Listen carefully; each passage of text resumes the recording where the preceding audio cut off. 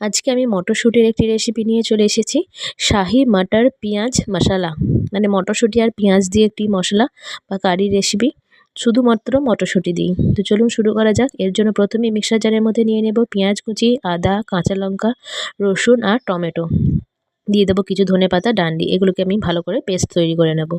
এবার কড়ার মধ্যে সাদা তেল দিয়ে দেবো 2 চামচ ঘি, দিয়ে দেবো হিং ফোড়ন, দিয়ে দেবো জিরে ফোড়ন ভাজা হয়ে গেলেই দিয়ে দেবো যে মশলার পেস্টটা তৈরি করলাম সেইটা। ভালো করে নেড়ে নিয়ে যতক্ষণ না জল শুকিয়ে আসছে একটু নেড়ে নিয়ে দিয়ে দেবো কাশ্মীরি লঙ্কার গুঁড়ো, হলুদ গুঁড়ো, ধনে গুঁড়ো, জিরে গুঁড়ো আর কাসুরি মেথি পাতা। স্বাদ মতো নুন দিয়ে দিচ্ছি। ভালো করে মশলার সঙ্গে কষিয়ে নিতে হবে। দেখতেই পাচ্ছেন ভালো করে কষানো হয়ে যাচ্ছে। এবার এর মধ্যে আমি অ্যাড করব দই। 3 থেকে 4 চামচ মতো দই ফেটিয়ে আমি ব্যবহার করছি। টক দই, ভালো করে টক দইটা দিয়ে ভালো করে মিশিয়ে নিয়ে যতক্ষণ না তেল ছাড়ছে ততক্ষণ পর্যন্ত কিন্তু কষিয়ে নিতে হবে। এবার অল্প করে জল অ্যাড করে এর মধ্যে আমি অ্যাড করব পেঁয়াজ আর মটরশুঁটি। পেঁয়াজগুলো এরকম কিউব করে আমি কেটে নিয়েছি। মটরশুঁটি আর পেঁয়াজ অ্যাড করে স্বাদ মতো নুনটাও অ্যাড করে ভালো করে মিশিয়ে নিয়ে আমি ঢাকা দিয়ে সেদ্ধ হতে দেব। দেখুন মটরশুঁটি আমার সিদ্ধ হয়ে গেছে। এভাবেই রেডি হয়ে যাবে আমাদের এই আজকের মটরশুঁটির রেসিপি। প্রত্যেকে ছড়িয়ে দিন সামান্য ধনেপাতা আর একটু গরম মশলা গুঁড়ো।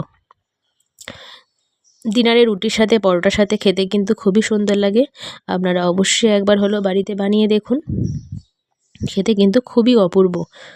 তো আজকে আমার এই রেসিপি কেমন লাগলো অবশ্যই কমেন্ট করে জানাবেন। ভালো লাগলে অবশ্যই লাইক করে, কমেন্ট করে, শেয়ার করে পাশে থাকবেন।